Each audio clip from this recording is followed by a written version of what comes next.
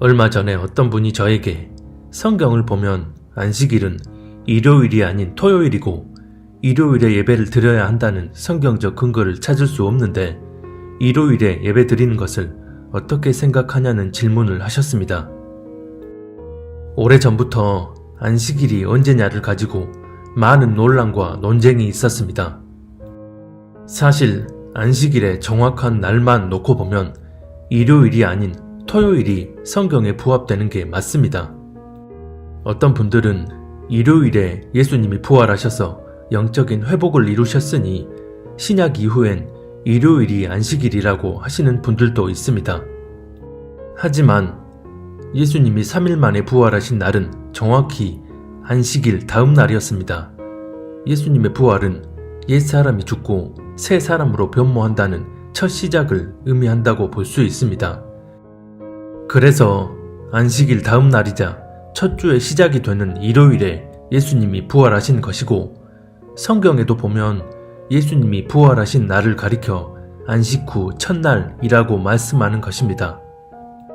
만약 예수님의 부활을 통한 영적 회복의 의미로 안식일의 변경이 이루어진 거라면 이건 본질적인 문제로 볼 수 있기 때문에 사도들에 의해 성경에 따로 기록되어졌을 것입니다. 하지만 그런 기록이 없는 이유는 예수님의 십자가 죽음과 부활을 통한 영적 회복에 굳이 안식일의 변경이라는 의미를 더하지 않더라도 이미 그 자체로 전 인류에게 가장 본질적인 의미를 담고 있는 일이기 때문입니다. 그래서 예수님이 이루신 영적 회복을 기념하는 의미에서 예수님이 부활하신 날, 즉 안식일 다음 날인 일요일에 예배드리는 것은 그 자체로 충분한 의미가 있는 것이고 실제로 이런 의미와 합치되는 말씀이 고린도전서 16장 2절과 사도행전 20장 7절에 분명하게 기록되어 있습니다. 그래서 안식일이 언제냐만 따지며 일요일날 예배드리는 것을 비성경적인 것처럼 주장하는 것은 잘못된 관점인 것입니다.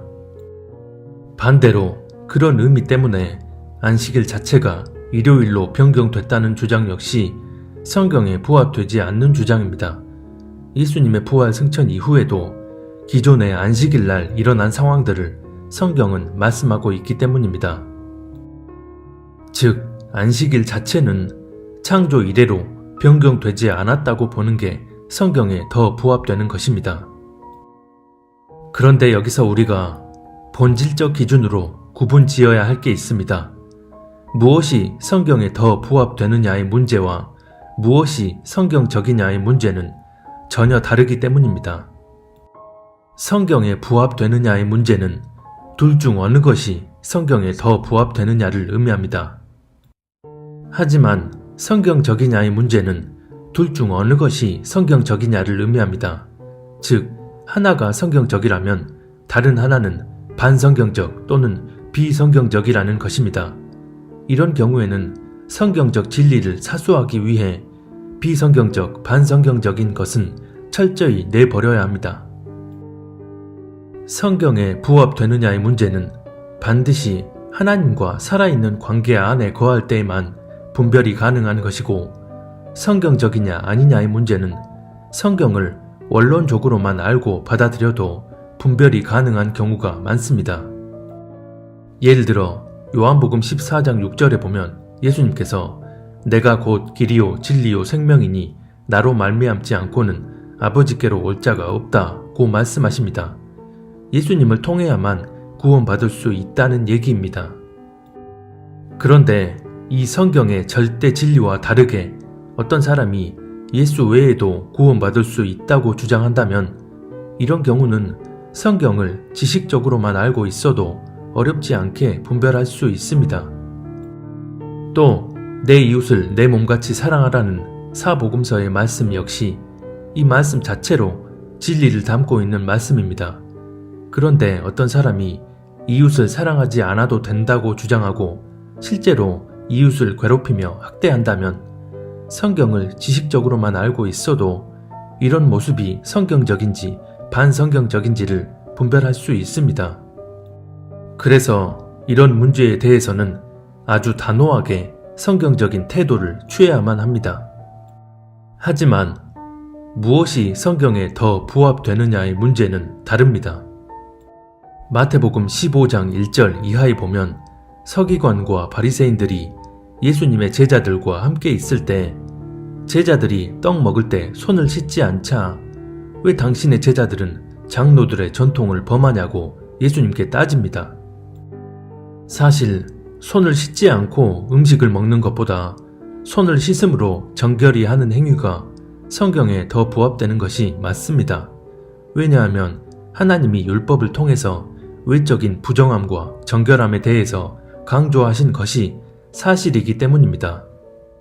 그래서 시체를 만지면 부정해진다거나 월경 중인 여인, 나병 환자와의 접촉, 짐승이나 물건 등에 손을 대는 행위를 할 때도 정결한 것과 부정한 것에 대해 구분되고 강조되어졌던 것입니다.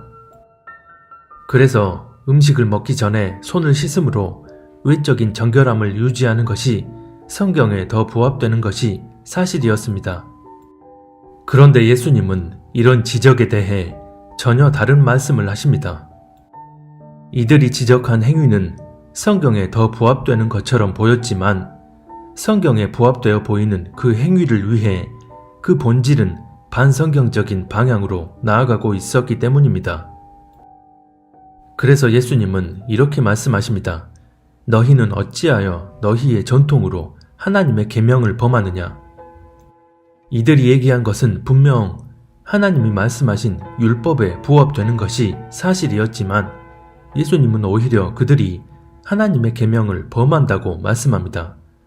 성경에 부합되어 보이는 외적인 행동 때문에 지금 살아서 역사하시는 하나님의 뜻을 저버렸기 때문입니다.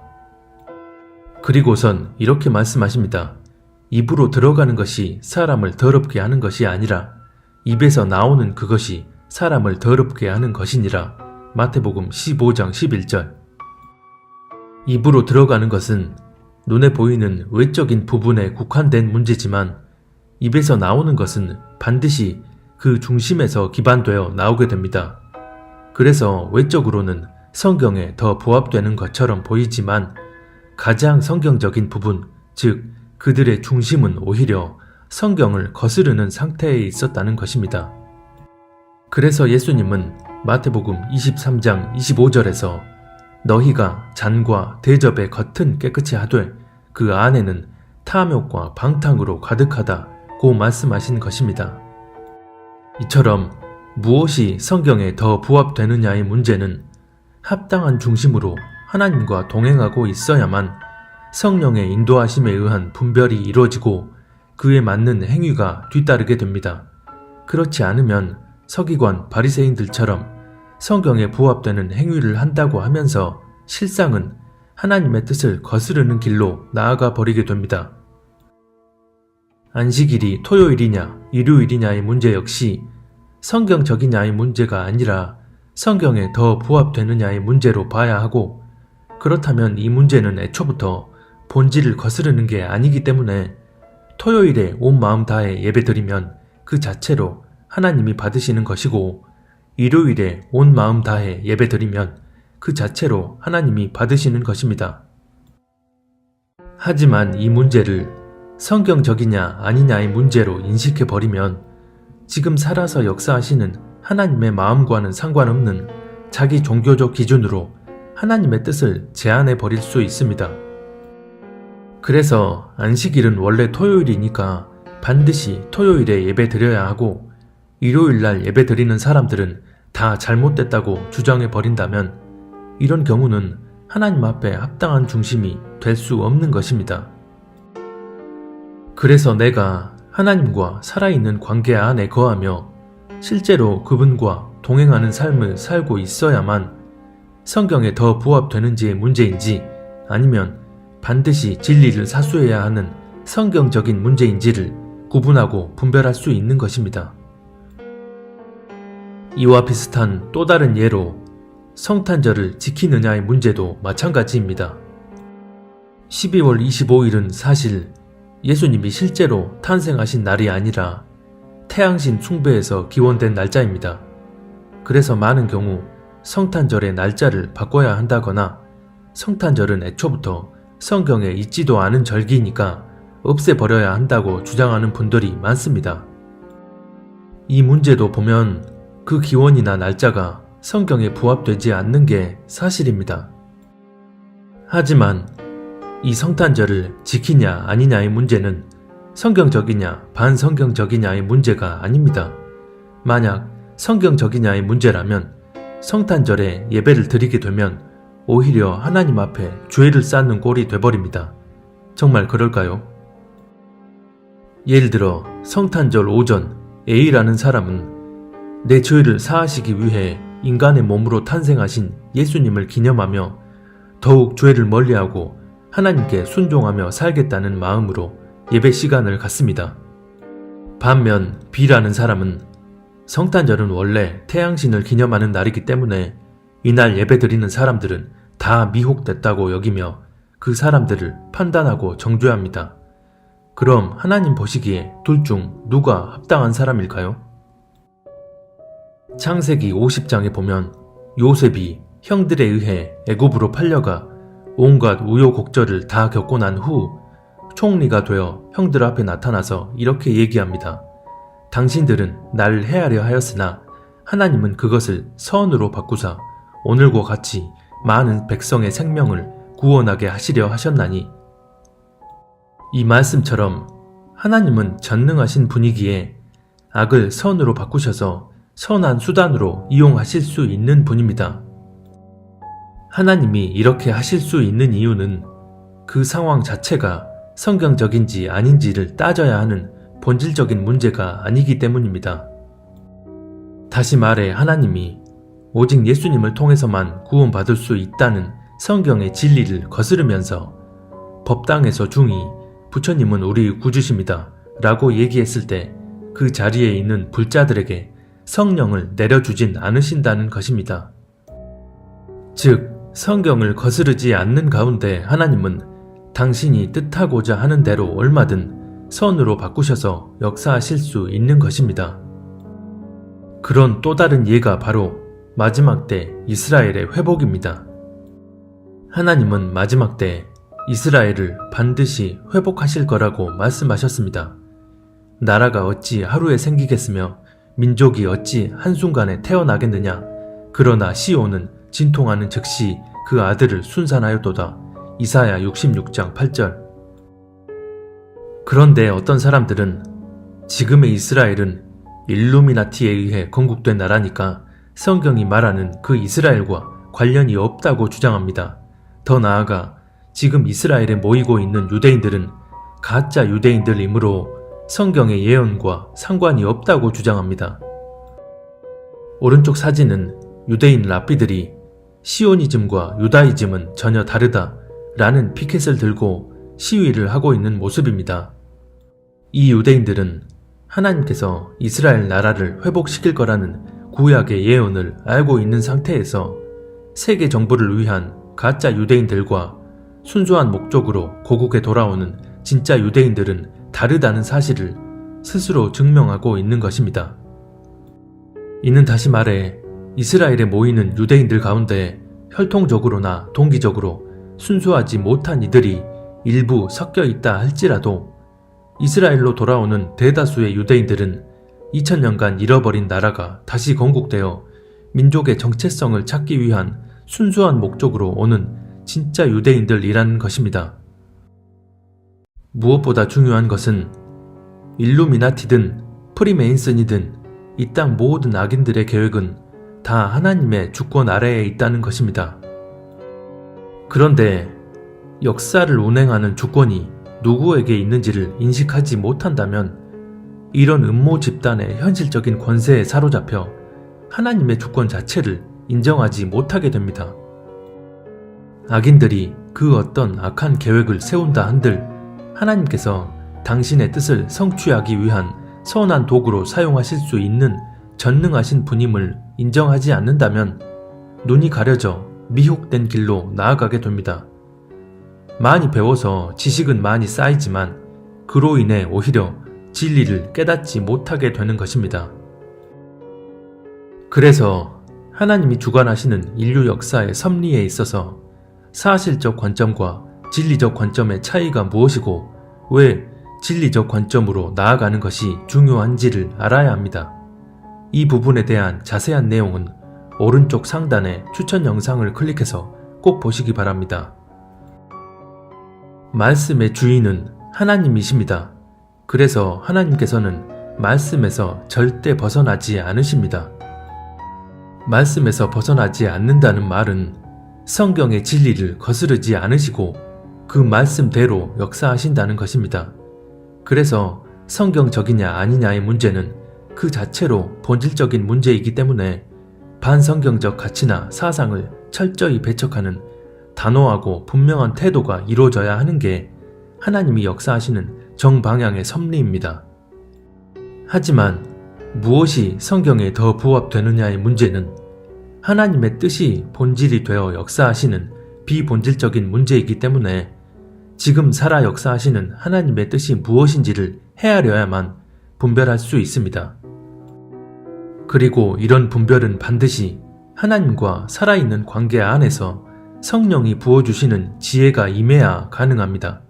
그렇지 않으면 성경적이냐 아니냐의 문제와 헷갈리게 되고 성경을 지식적 차원으로 접근하여 하나님의 섭리를 제한해 버릴 수 있는 것입니다. 예배를 드릴 때 공동체로 모여서 함께 예배 드리냐 아니면 혼자서 예배 드려도 되느냐의 문제도 마찬가지입니다. 함께 모여서 예배 드리는 것이 성경에 더 부합되는 것이 사실입니다. 하지만 이것은 성경적이냐 아니냐의 문제가 아니기 때문에 때에 따라 역사하시는 하나님의 섭리를 이해하고 분별해야만 하나님의 뜻에 맞게 행할 수 있는 것입니다. 그렇지 않으면 오히려 잘못된 관점과 기준에 의해 거룩하게 구별되는 것이 지금 때에 맞는 하나님의 섭리임을 분별할 생각은 하지 않고 무조건 교회당에 모여서 함께 예배드리고 신앙생활하는 것을 본질로 착각하며 스스로 미혹기를 자처합니다. 여성을 목사로 임명하는 문제도 마찬가지입니다. 어떤 분들은 여성을 목사로 임명하는 것은 성경에 위배되는 제도라고 주장합니다. 고린도전서 14장과 디모데전서 2장에 보면 교회 안에서 여성의 활동 방향에 대해 말씀하고 있습니다. 이 말씀들은 하나님께서 인간을 창조하실 때 남자와 여자라는 성별에 맞게 부여하신 각자의 역할에 따른 활동을 말하는 것입니다. 즉, 여자가 본연의 역할을 저버리고 교회 안에서 남자 위에 군림하며 멋대로 가르치려 하거나 남자를 함부로 대해선 안 된다는 것입니다. 이 말씀들의 본질적인 의미는 소위 요즘 페미니스트들이 주장하는 그런 사상과 철학이 교회 안에 침투하는 것을 경계해야 한다는 것입니다. 그래서 성경은 이런 일들을 무질서한 행위라고 말씀합니다. 즉, 여성이 목사가 되는 문제는 성경에 더 부합되느냐의 문제로 봐야 합니다. 하지만 이 문제를 성경적이냐 반성경적이냐의 문제로 인식하고서 여자는 절대로 목회자가 되면 안 된다고 주장하고 그런 사람이나 교회를 판단하고 정죄해야 한다면 자기가 하나님 위에 올라서서 하나님의 섭리를 제한해 버리는 것과 같습니다. 사사기에 보면 여러 사사들이 나오지만 하나님께서 드보라라는 여성을 사사로 세우셔서 이스라엘 민족을 책임지게 하십니다. 창세기 2장 18절에 보면 여자는 남자를 위하여 돕는 배필로 창조하셨다고 분명하게 말씀하셨기 때문에 여자가 한 민족을 책임지는 지도자가 되는 것이 성경에 부합되어 보이지 않는 게 사실임에도 하나님이 뜻하고자 하시면 여자도 민족의 지도자로 세우시는 게 하나님의 섭리가 되는 것입니다.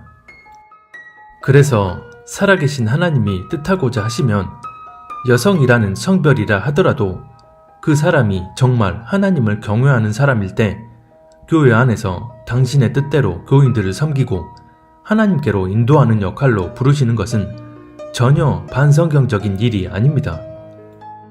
안타까운 것은 앞서 얘기한 이런 많은 문제들을 대할 때 본질과 비본질을 구분하지 못하는 이유는 지금 하나님과 살아있는 관계 안에서 그분이 부어주시는 은혜와 지혜로 분별하는 게 아니라 자기 종교적 지식으로만 판단하려고 하기 때문입니다. 이렇게 되면 스스로 율법적 올무에 갇혀서 자신은 의로운 판단을 하고 있다고 착각하게 됩니다. 그래서 안식일은 토요일이고 토요일에 예배 드리는 게 성경적인데 일요일에 예배 드리는 것은 비성경적이라며 판단 정죄합니다. 또 성탄절은 태양신 숭배일인데 성탄절에 예배 드리는 이들은 미혹된 사람들이라며 판단 정죄합니다. 하나님이 보시는 본질이 무엇인지 헤아리려는 마음은 없이 자기 종교적 기준으로 일방통행해버리는 것입니다. 특히 자신들만이 성경을 제대로 알고 있다 여기는 특정 집단들이 자신들만의 교리를 가지고 다른 사람들을 판단 정죄하는 일들을 많이 보게 됩니다. 성경적인 안식일은 토요일인데 일요일 예배를 드리는 자들은 다 지옥 간다는 식의 주장이 그렇고 또 킹제임스 성경만이 오류가 전혀 없는 유일한 성경 말씀인데 다른 번역본을 보는 사람들은 미혹된 사람들이라 정죄하는 것도 마찬가지입니다. 킹제임스 성경이 다른 번역본보다 원문에 더 가깝게 번역된 게 사실이고 누락된 구절이 없는 것도 사실이지만 하나님께서 하고자 하시면 어떤 번역본을 통해서든 당신의 뜻을 내보일 수 있다는 전능하신 하나님에 대한 섭리의 주권을 전혀 신경 쓰지 않습니다. 하나님을 자신들의 종교적 프레임에 가둬놓고 결국 자신들이 만든 하나님을 섬기는 것입니다. 정말 하나님 앞에 중심이 합당한 사람이라면 토요일 안식일이 성경에 부합된다 여겨서 본인은 토요일날 예배를 드리더라도 일요일에 예배 드리는 사람들을 함부로 판단 정죄하지 않습니다. 또 자신은 킹제임스 성경이 번역이 잘 됐다고 생각해서 그 번역본을 본다 하더라도 다른 번역본을 보는 이들을 향해 자기 종교적 기준으로 판단 정죄하지 않습니다. 이 문제들이 성경적이냐 반성경적이냐의 문제가 아니라는 것을 알기에 무엇이 진정 하나님이 보시는 본질인지를 바르게 인식하고 분별하는 것입니다. 우리 삶 가운데 일어나는 수많은 상황 속에서 내가 지금 어떤 관점과 기준으로 나아가는지를 가늠해야 하는 일들이 계속해서 펼쳐지고 있습니다. 그래서 매 순간순간마다 겸비함으로 자신을 돌아보지 않으면 이러이러한 문제에 대해선 하나님의 관점과 기준으로 나아감으로써 바르게 이해하고 분별했지만 또 다른 문제에 있어선 자기 종교적 기준으로 판단하는 일을 자행하게 됩니다. 내가 정말 구원을 받았는지 또 내가 지금 하나님과 동행하고 있는지를 가늠하는 척도 중 하나는 바로 내가 하나님의 기준과 관점으로 생각하고 말하고 행동하고 있는지를 보면 알 수 있습니다. 우리 주님은 다시 오실 때 당신과 온전히 동행하며 당신의 뜻 안에서 생각하고 말하고 행동하는 이들을 당신의 신부로 여겨주실 것입니다. 개인적으로 이 메시지를 보고 듣는 이들 모두가 하나님의 마음과 상관없는 것들에 집중하느라 하나님이 보시는 본질을 놓쳐버리지 않았으면 좋겠습니다. 매 순간순간마다 내 생각과 마음을 주님께 의탁하며 그 은혜 안에 거해야만 오직 그 은혜로 인해 하나님의 뜻과 기준으로 나아갈 수 있습니다. 그렇지 않으면 마귀가 우리 빈틈을 잽싸게 파고들어 미혹의 올무를 놓기 때문입니다. 하나님은 그렇게 당신을 경외하며 그 은혜를 간절히 구하는 자들을 그냥 내버려 두지 않으실 것입니다. 우리는 단 한순간도 그분의 도우심, 즉 은혜 없이는 살아갈 수 없는 존재들입니다.